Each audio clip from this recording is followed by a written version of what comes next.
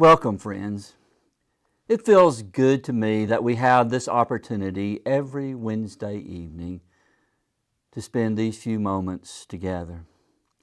For those of you who are away from Paducah for fall break, I hope that you're enjoying yourself and resting up and escaping some of the pressures of life. While you're away, be safe and make some memories. When I went off to college, I decided that I would take whatever classes interested me in whatever department they might be in. And I pretty much did that. Of course, I had to take classes in my major, religion, 27 hours for the major. But beyond that, I signed up for classes in history and philosophy and psychology.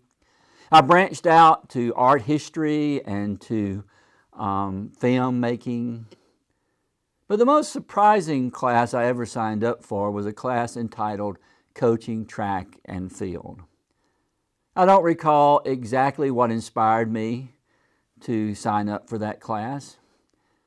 Since I lived on a hall with tennis players and golfers and football players, perhaps some of them were taking the class and they urged me to join them. I don't recall. I don't recall why I signed up for that class or how challenging it was, but I do recall a debate that got pretty intense in that class after one of our exams. On the exam, we read this question: What is the most important part of a race? The start or the finish?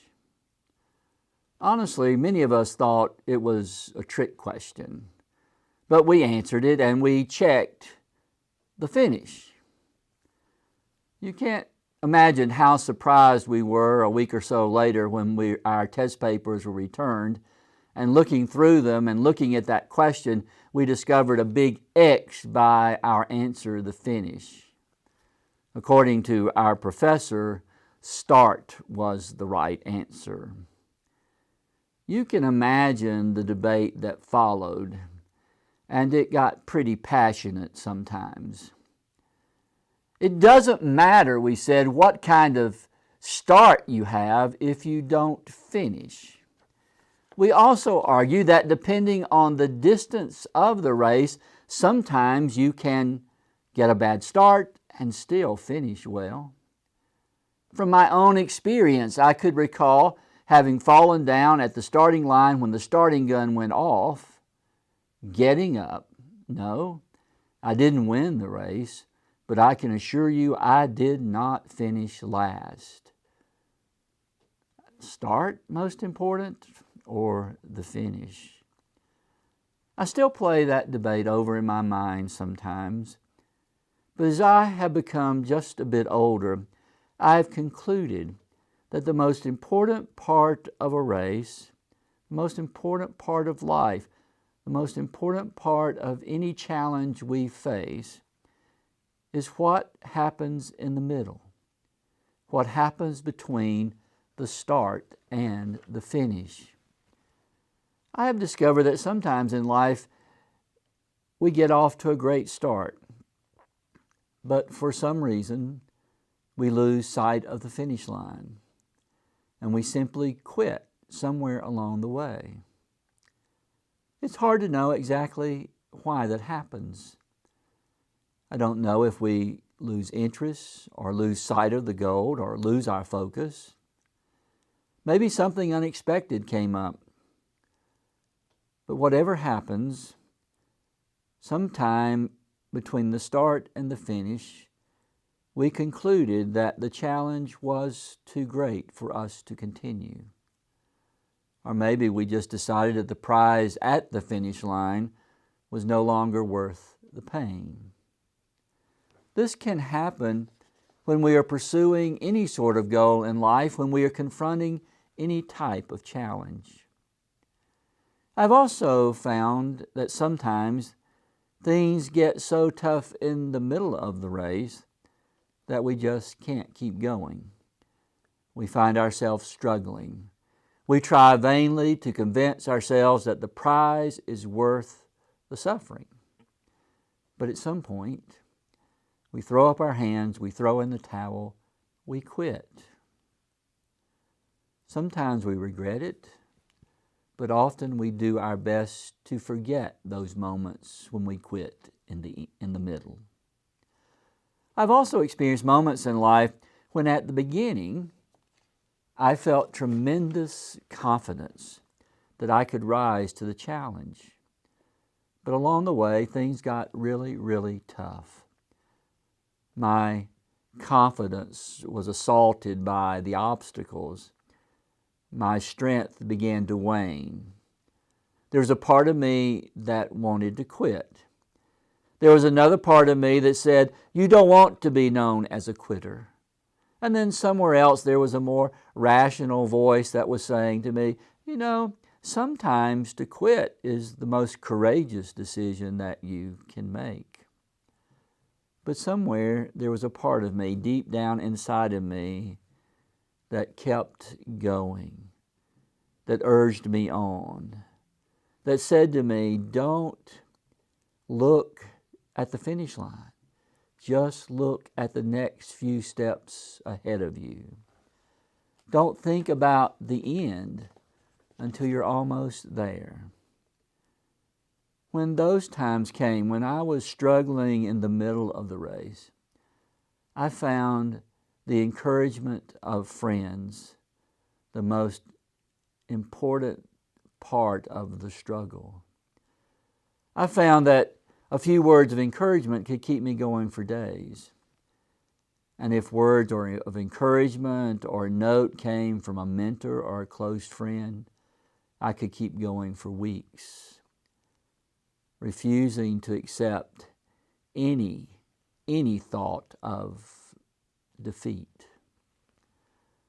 And I also learned that when you get near the finish line, something takes over. It's almost like you don't have to put forth any effort anymore. You simply move toward the finish line and nothing's going to stop you from getting there. So I guess I would say at this stage in my life that the most important part of a race that is to be run, a challenge to be faced, a journey to be made, is what happens in the middle. Do we give up? Or do we keep going? Do we throw in the towel, or do we persevere to the end?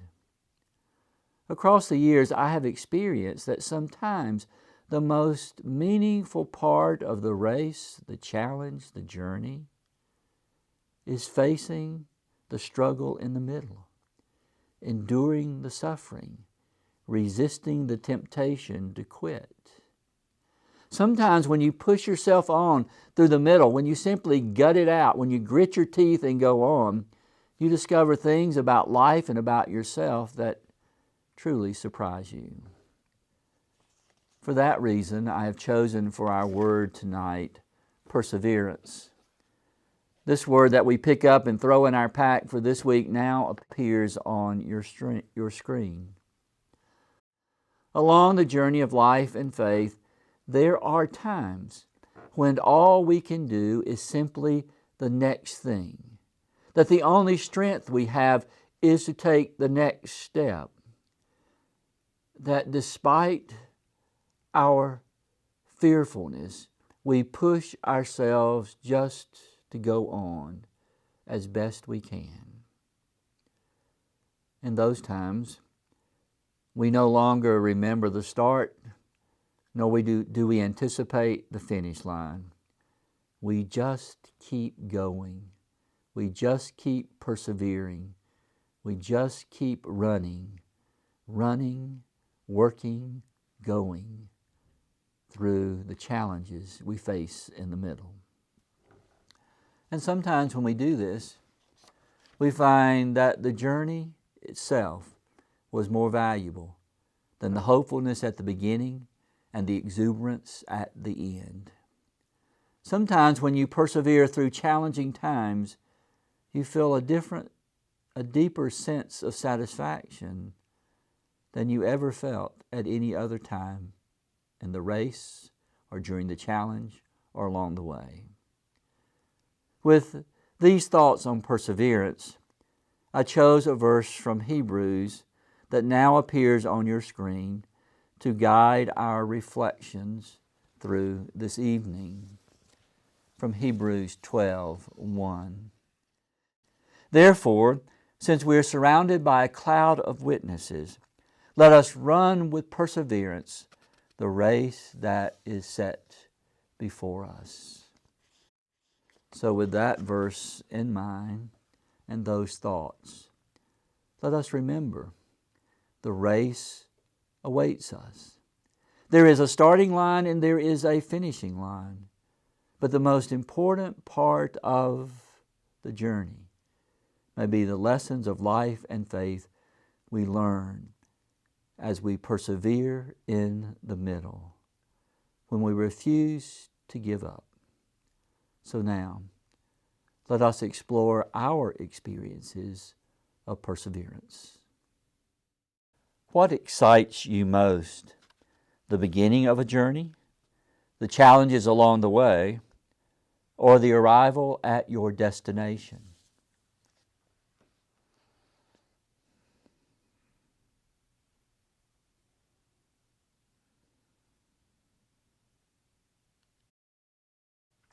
When the going gets tough, what do you do to stay on track and keep going forward?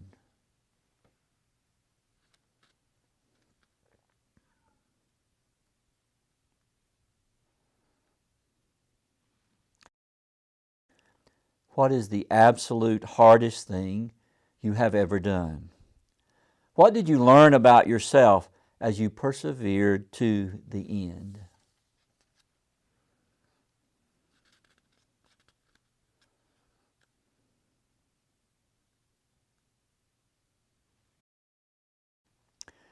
When you see others ready to throw in the towel before formidable obstacles, how do you encourage them to go on?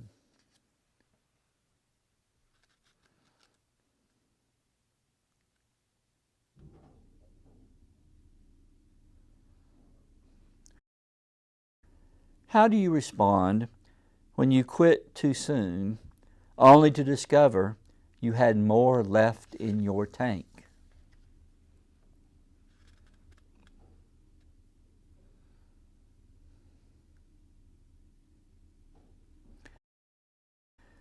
Do you remember what you learned most about life during a time you refused to give up and dug deep to finish the challenge before you?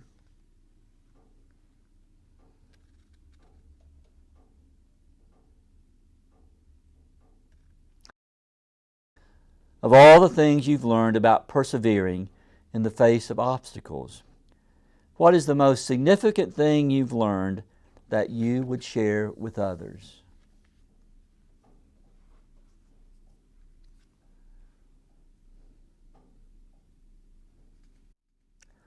And now a word of wisdom for the journey.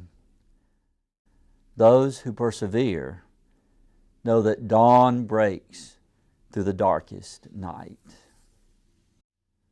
As we continue our journey through the coming week, as we come face to face with life's challenges and life's obstacles, let us draw strength from our knowledge that we don't run this race alone. We don't face these challenges alone. We don't even have to blaze the trail ahead alone, for Jesus is with us, running alongside of us, facing the challenges with us. He's already ahead of us, blazing the trail that we must follow. So, let us not give up. Let us continue.